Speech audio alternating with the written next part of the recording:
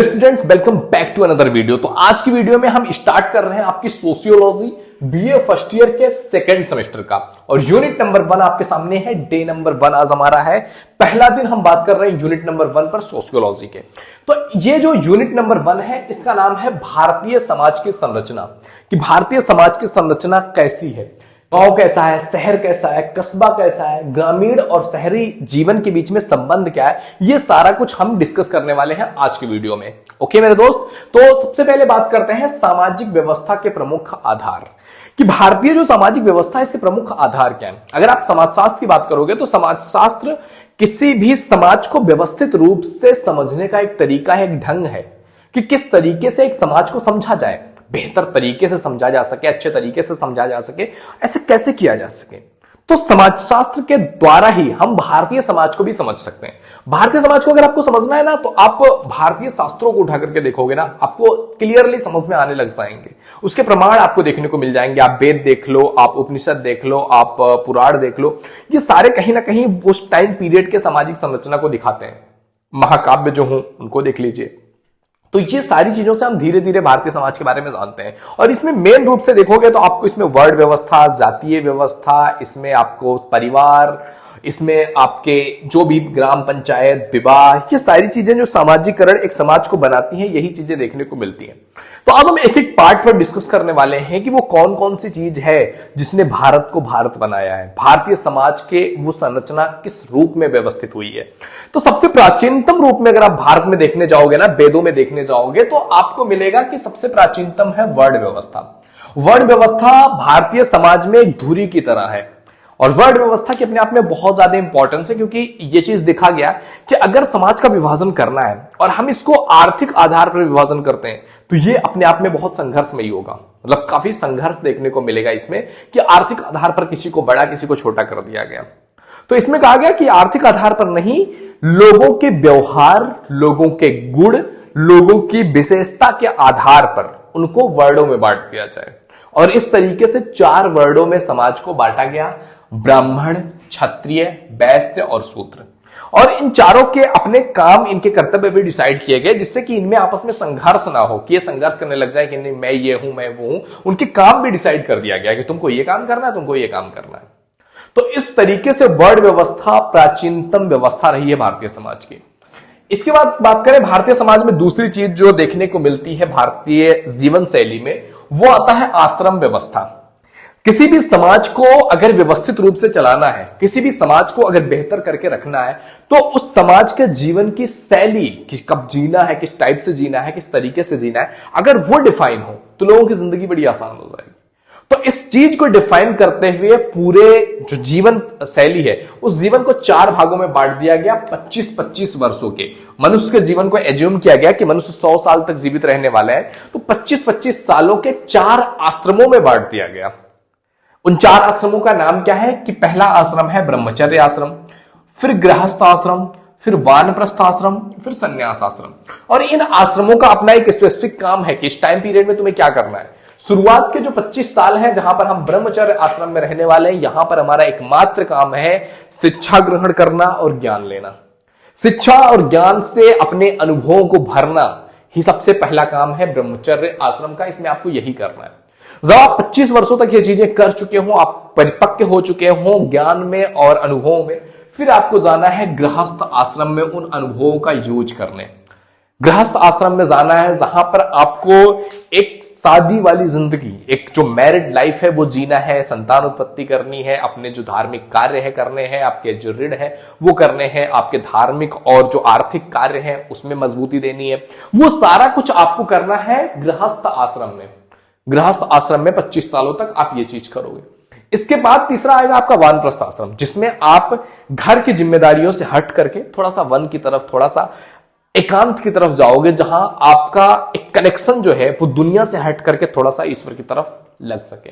और चौथा हो जाएगा संन्यास, जहां पर आप सब कुछ पूरी तरह से छोड़ करके संन्यास में ले जाओगे, जो आपको मोक्ष की तरफ लेके जाएगा। तो यह जीवन की एक डिफाइन शैली थी कि इस तरीके से जिंदगी जीनी है जिसमें आप सब कुछ आपको मिलेगा। तो इस तरीके से दूसरी चीज थी आश्रम व्यवस्था। तीसरी चीज इसमें थी संयुक्त परिवार। भारतीय समाज की एक बड़ी इंपॉर्टेंट और बहुत महत्वपूर्ण चीज रही है संयुक्त परिवार। जो एक संयुक्त परिवार है जिसमें भाई बहन है, माता पिता है, चाचा चाची, विवाहित अविवाहित बेटे हैं, उनकी पत्नियां हैं या और उनके दो दूसरे रक्त संबंधी हैं, ये सारे मिलकर के एक छत के नीचे रहते हैं और ऐसे परिवार को संयुक्त परिवार कहा जाता है। संयुक्त परिवार में एक कर्ता होता है और सभी लोग कर्ता की आज्ञा का पालन करते हैं। जब कर्ता जो बोलता है सभी लोग उसके अकॉर्डिंग काम कर रहे होते हैं। चौथी चीज है दोस्त, गांव पंचायतों का महत्व। भारतीय समाज जो है कृषि प्रधान समाज रहा है हमेशा से। कृषि भारत की 70% अर्थव्यवस्था को जिंदा रखती है।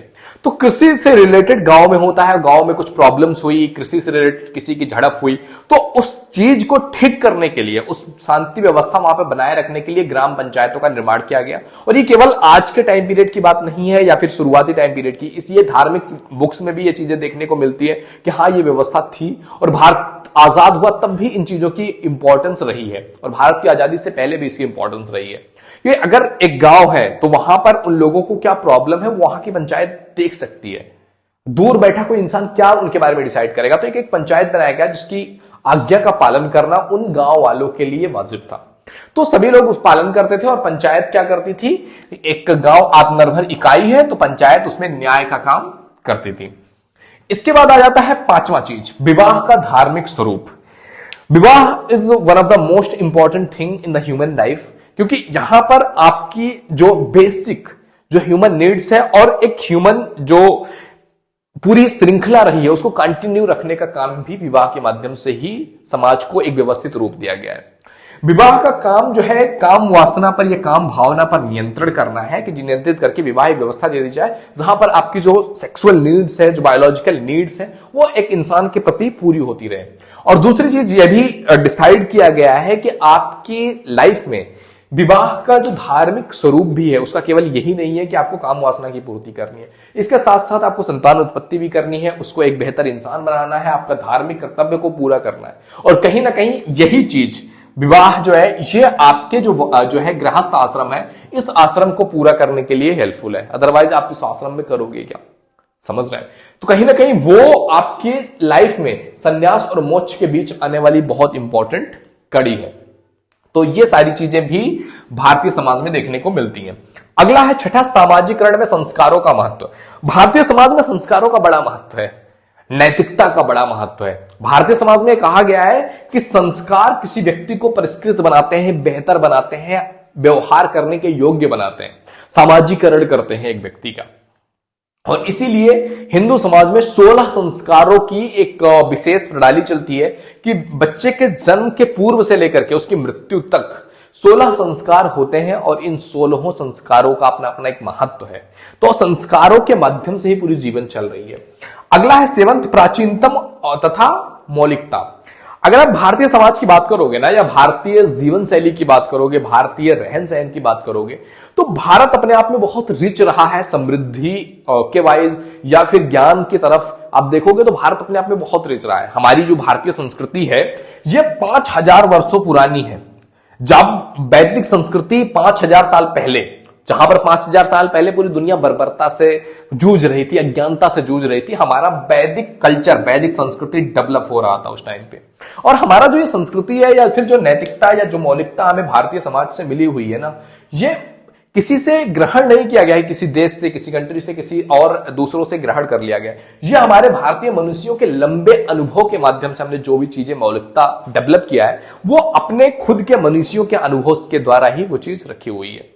अगला है अनेकता में एकता। भारत की एक बहुत महत्वपूर्ण जो है भूमिका या आप बहुत महत्वपूर्ण इसकी विशेषता कह सकते हो, वो है अनेकता में एकता। भारतीय समाज में आपको इतने सारे धर्म मिल जाएंगे, हिंदू, मुस्लिम, सिख, ईसाई, पारसी, जैन, बौद्ध, अलग अलग बहुत सारे धर्म मिल जाएंगे आपको, बहुत सारे लैंग्वेजेस मिल जाएंगे जो आपने कभी इमेजिन भी नहीं किया होगा, बहुत सारी जलवायु मिल जाएगी। आप भारत में उत्तर में देखोगे अलग है, दक्षिण, पूरब, पश्चिम, हर जगह जलवायु अलग है। विश्वास करने का तरीका लोगों का अलग है, व्यवहार करने का तरीका अलग है, रीति रिवाज लोगों का अलग है। फिर भी कश्मीर से लेकर के कन्याकुमारी तक भारत एक सुई में, कहते हैं ना, एक सुई में ही पिरोया हुआ है।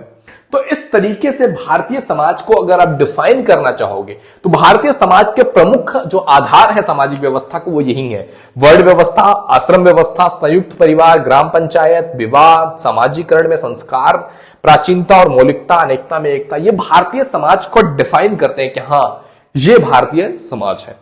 तो ये था हमारा आज का वीडियो जिसमें हमने पहले दिन में ये देखा कि सामाजिक व्यवस्था के प्रमुख आधार क्या है। और भी इस चैप्टर में हमको पढ़ना है गांव, शहर, कस्बा, ग्रामीण और शहरी संबंध।